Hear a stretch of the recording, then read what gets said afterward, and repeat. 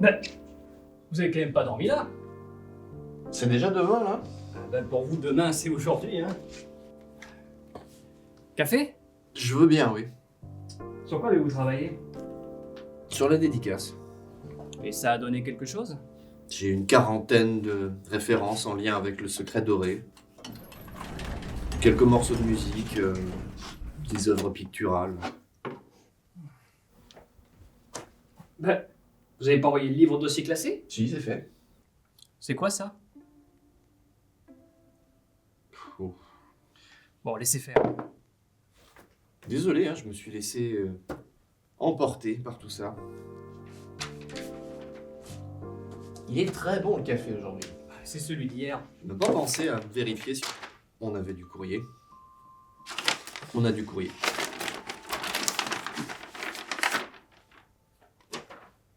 Le dossier des influences cosmiques. Par Michel Gauquelin. Oh, de l'astrologie! Avec des statistiques? Vous savez ce que ça veut dire? Oui, qu'il va falloir qu'on range le bureau.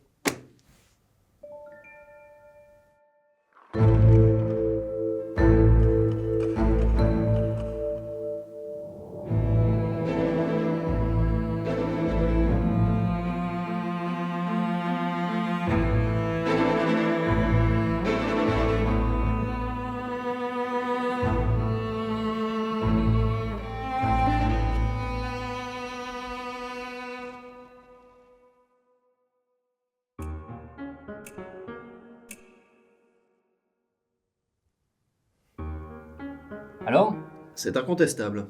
encore une fois? Même collection que Mu, le continent perdu, que le livre de Bergier. Même typographie, même style graphique. Bon, ben, je descends aux archives chercher un dossier sur l'auteur. Vous vous occupez de feuilleter l'ouvrage et de commencer la notation? Je n'ai jamais vu aussi ravi de travailler. Ça doit être le café.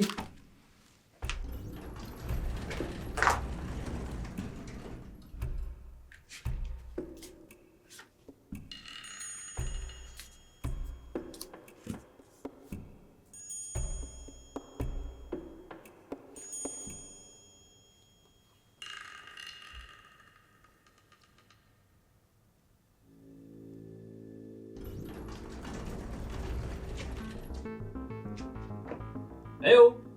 Vous êtes là?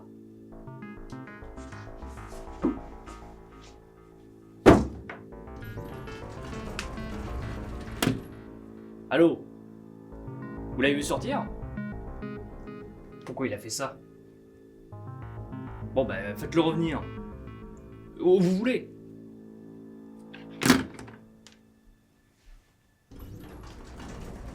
Alors, vous l'avez finalement?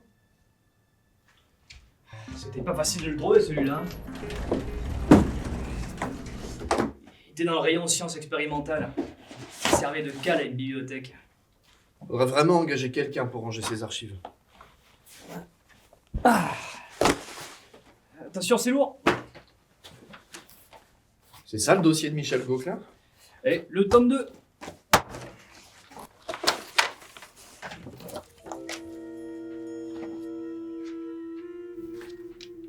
Il a un petit bagage universitaire, hein, Michel Gauquelin. Il a un diplôme de psychologie. Oui, mais sa femme aussi. François Schneider avait un diplôme en psychologie de l'éducation, de psychotechnique et de psychopathologie de la Sorbonne, ainsi que de statistique délivré par l'Université de Paris. Moi, ce que je comprends de leur démarche, c'est que pour eux, il n'y a que la statistique pour apporter des preuves scientifiques de la validité de l'astrologie. Oui, mais aucun d'eux n'est vraiment un statisticien. C'est peut-être parce qu'ils ont commencé par l'analyse des travaux de Paul Chouinard et Karl Ernst Kraft.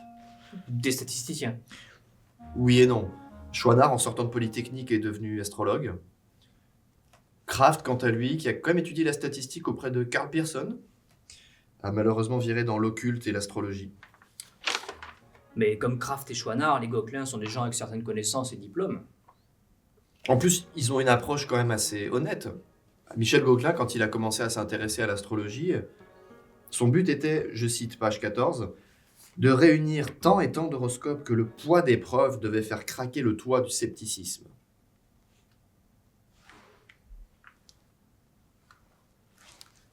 Approche qui s'est heurtée à un constat, page 16, l'incompatibilité des lois astrologiques avec le savoir scientifique moderne. D'ailleurs, ici, tu un historien, Auguste Boucher-Leclerc, qui dit « L'astrologie est une foi qui parle le langage de la science. Et c'est tout ?» Oui, la citation s'arrête là. Normalement, elle est beaucoup plus longue.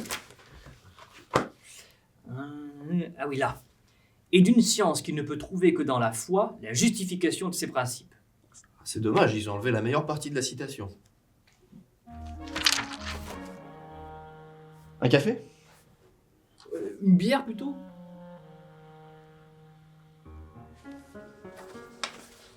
Si je résume, ici de nombreux personnages savants qui se sont intéressés à l'astrologie. Et s'ils sont si nombreux, c'est que l'astrologie a forcément un fondement. Bergier faisait pareil. Oui, sauf que les Gauquelins font quelque chose d'audacieux. Ils nient en bloc toute forme d'astrologie populaire, les horoscopes, les tirages, les constellations, pour construire une astrologie plus propre, inscrite dans le monde scientifique, puisqu'elle utilise ces outils comme la statistique. Ils veulent créer une sorte de science astrologique. Oui, par exemple, ils parlent de centaines de dates de naissance et de biographies colligées sur près d'un siècle. Vous imaginez, ils ont calculé l'emplacement de toutes les planètes dans le ciel à la naissance de dizaines de milliers de personnes. Ce serait bien de les retrouver. Les retrouver. Parce qu'ils ont perdu les planètes eux aussi? Non, je parlais pas des planètes, je parlais des calculs. Ah, oui.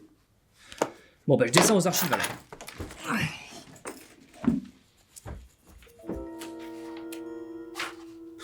Ça fait 1 heure qu'on cherche, je sais pas si ça mène quelque part là. Au moins, on sait que la base de données existe. Certes. C'est quand même étrange, hein. On est capable de trouver les registres de naissance à partir desquels les Gauquelins ont travaillé, mais impossible de mettre la main sur les données d'études. Les données d'études?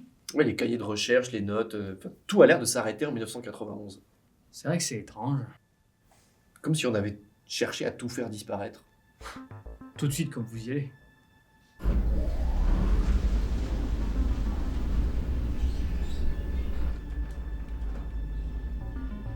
Qui descend à cette heure-ci? Je vais demander. Ah, allô? Allô?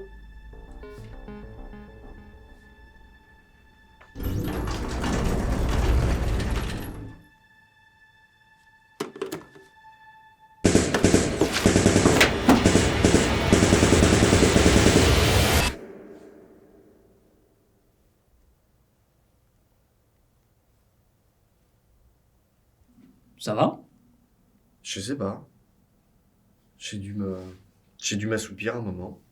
Si vous voulez, on reprend demain, hein? Non. De quoi on parlait? De leurs résultats présentés dans le livre. Oui, leurs résultats, on peut pas les distinguer du hasard.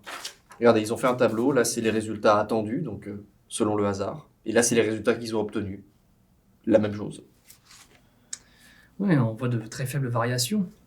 Bon, sûrement pas assez pour établir un écart statistique significatif. Non, en effet.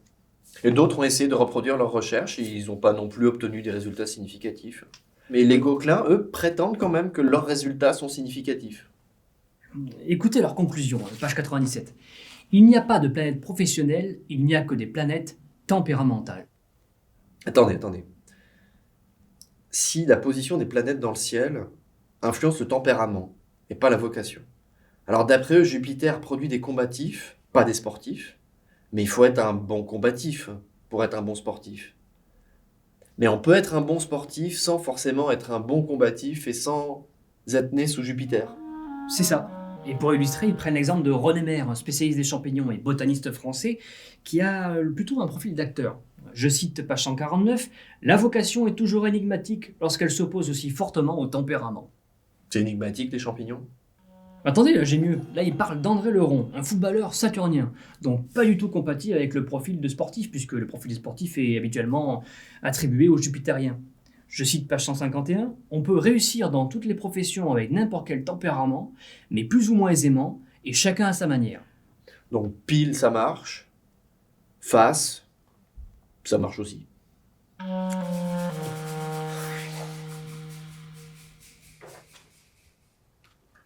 Il reste des choses dont on n'a pas parlé là. Ah oui, quoi donc? La génétique cosmique, l'hérédité des tempéraments. Ah oui. Page 194. Les Gauquelins estiment que naître sous Mars serait une prédisposition héréditaire comme une autre, et la position de la planète pas autre chose qu'un témoin du tempérament de l'enfant. Donc en gros, dans les gènes de l'enfant, il y a déjà le tempérament planétaire.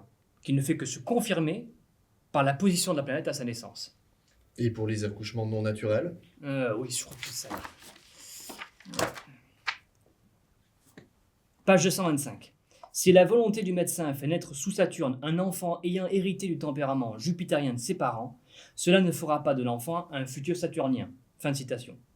Donc la seule véritable implication, c'est que cet enfant ne saura jamais qu'il est jupitérien. Donc ça n'a aucune importance en fait, puisqu'il y a des très bons sportifs non jupitériens et des très mauvais sportifs jupitériens. Voilà. En fait, c'est pas seulement une mauvaise étude statistique sur l'astrologie, c'est aussi une très mauvaise étude psychologique. Ils étaient avant tout psychologues, ils n'ont vu que ce qu'ils voulaient voir. Allô? Oui, je vous l'apporte. Je dois ramener les annuaires.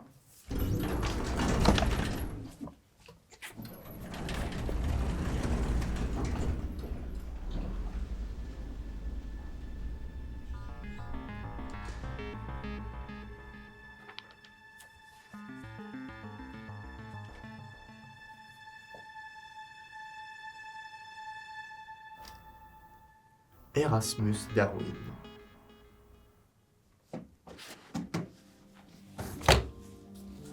Je sais pourquoi on n'a pas les données d'études de Gauquelin. Ah oui? Michel Gauquelin est mort en 1991. Ben voilà, mystère résolu. Il s'est suicidé.